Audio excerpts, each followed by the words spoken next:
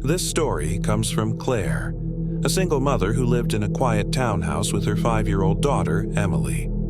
The townhouse had large sliding glass doors in the back that opened onto a small fenced yard. During the day, the sunlight poured through, filling the living room with warmth.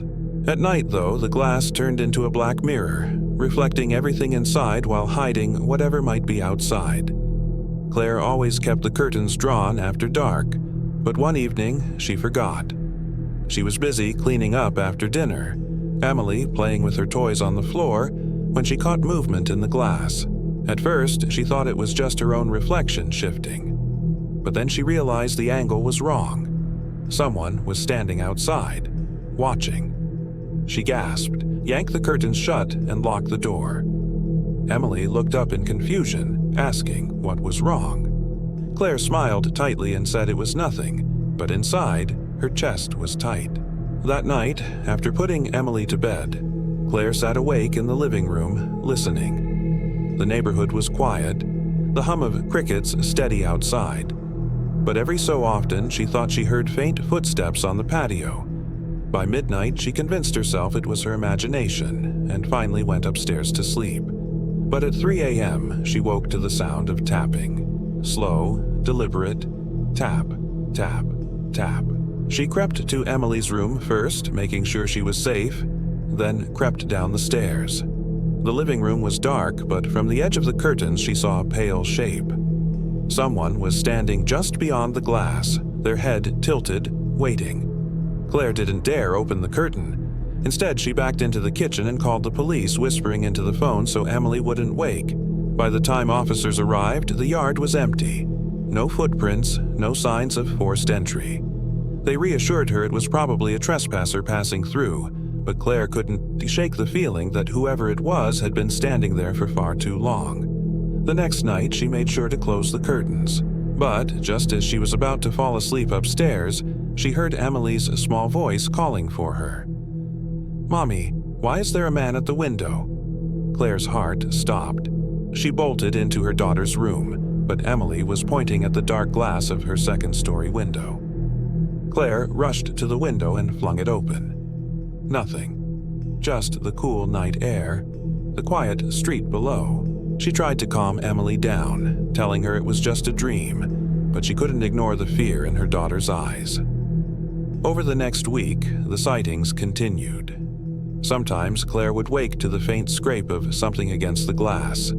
Sometimes Emily would whisper about the man outside, the one who smiled too much. Finally, desperate, Claire borrowed a friend's motion-activated camera and placed it facing the sliding glass doors. That night, she sat in bed, staring at her phone linked to the feed. Hours passed. Nothing, just static and shadows. She was about to drift off when an alert buzzed. Motion detected. Claire's eyes widened as she watched the feed. A figure stood at the glass, hands pressed against it, face inches away. The man was tall, thin, with a wide grin stretching across his pale face. She jolted up, about to call the police again, but then something on the footage made her blood run cold. The man wasn't reflected in the glass. Instead, he was standing inside, on her side of the door, staring out into the night. Claire dropped the phone and ran into Emily's room, locking the door and clutching her daughter tight. The police searched the house top to bottom when they arrived, but they found no sign of forced entry. The camera footage was wiped clean, as if it had never recorded at all. To this day, Claire swears that sometimes when the glass catches her reflection just right, she sees a second face smiling back at her. This story comes from Daniel, a college student who rented a small basement apartment just off campus. The apartment wasn't much: one bedroom, a kitchenette, and a single narrow window that looked out onto the street. Because it was a basement, the window sat just at ground level, perfectly eye level with anyone walking by. At first, Daniel thought nothing of it. He hung a curtain over the window and kept it shut most of the time.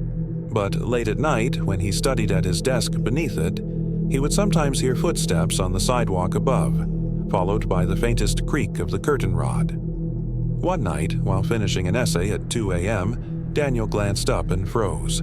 The curtain had shifted slightly, just enough for a thin strip of glass to show, and in that strip, he caught the glint of an eye staring back at him. His chair scraped the floor as he jumped to his feet. By the time he ripped the curtain back, the window was empty. The street was still. Whoever it was had already walked away. He tried to shake it off as a random passerby, someone curious enough to peek in, but it happened again a week later, and again the week after that. Always late at night, always the faint shuffle of footsteps, the creak of the curtain, and then the unmistakable sensation of being watched. Daniel mentioned it to his landlord, who brushed it off. "You're near a busy street. People look in windows. It's normal." But Daniel knew better. This wasn't normal curiosity. This was deliberate. One night, determined to catch whoever it was, Daniel set his phone on his desk and angled it toward the window, recording while he pretended to type. He kept his head down, heart pounding, waiting. Around 1:45 a.m., the footsteps came.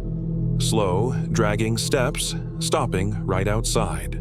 The curtain shifted. Daniel kept his eyes on his screen, forcing himself not to look. Later, when he reviewed the footage, his stomach turned.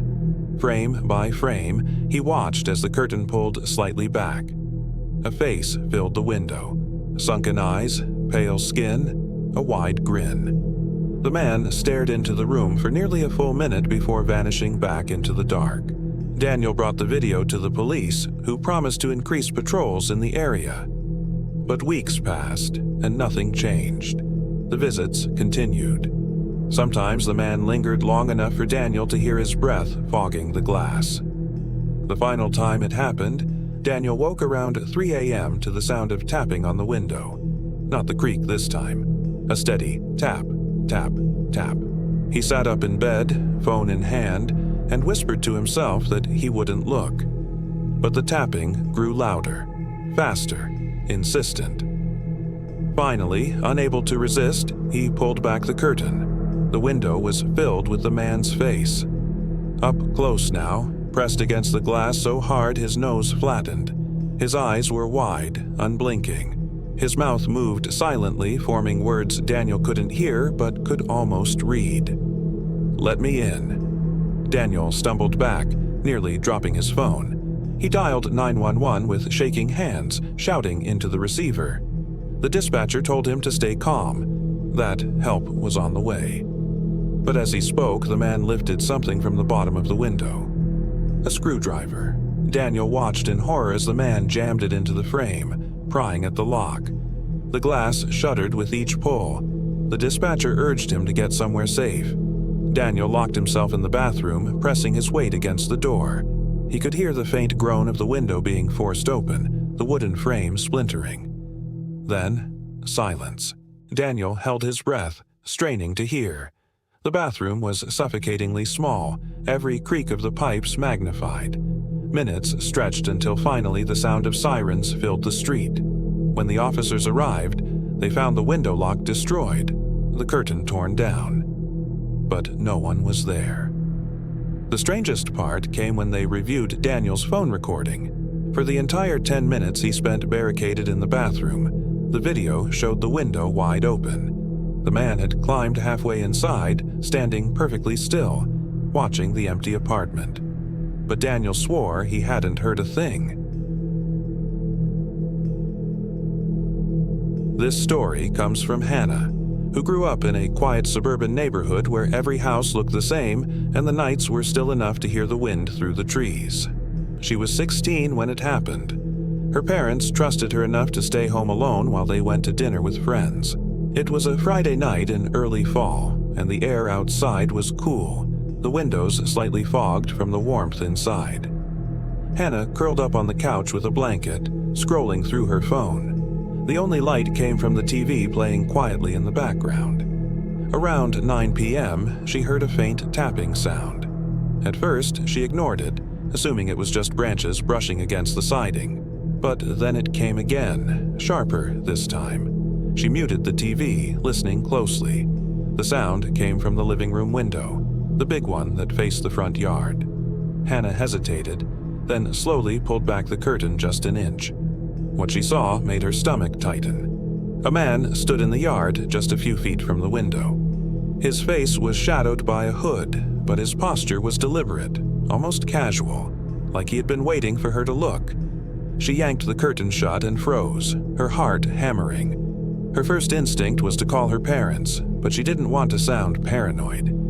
She grabbed her phone, hovered over the keypad, then set it down, trying to convince herself it was just a prank. Minutes passed. Silence. She dared to peek again. The yard was empty. Relieved, she sat back down and tried to focus on her phone, but the quiet felt heavier now, pressing in from every side.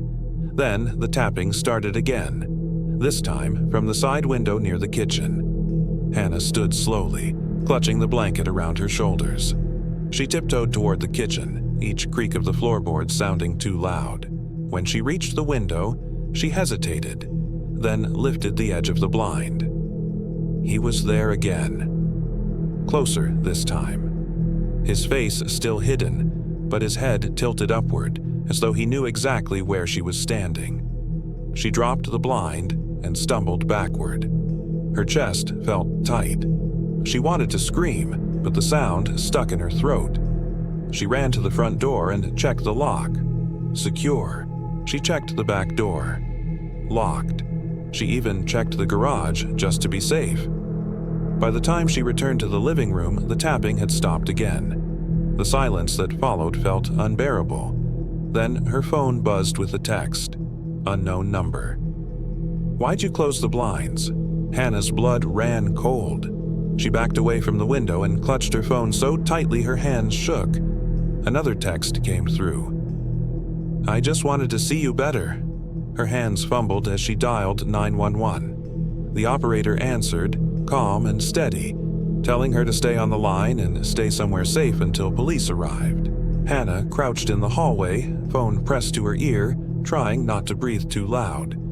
The operator asked her questions, but she barely heard them. She could only focus on the sound outside, slow footsteps crunching in the grass, moving around the house. The operator told her the police were only minutes away. Then came the loud bang, the sound of someone slamming against the back door.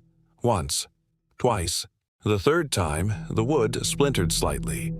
Hannah screamed into the phone. The operator urged her to stay calm, to find a place to hide.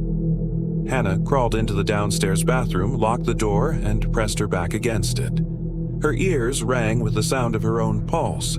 She heard the back door crash open, the heavy thud of boots on the tile floor. "Hannah?" A man's voice called softly. Not the operator's voice.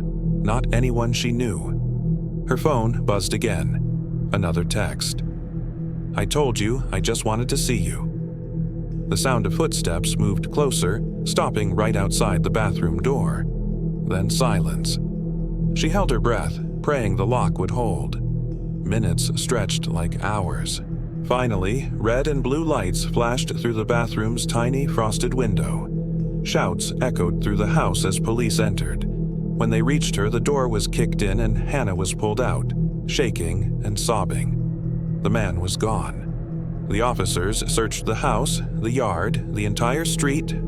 Nothing. The only thing they found was a single handprint smeared on the bathroom window. From the outside.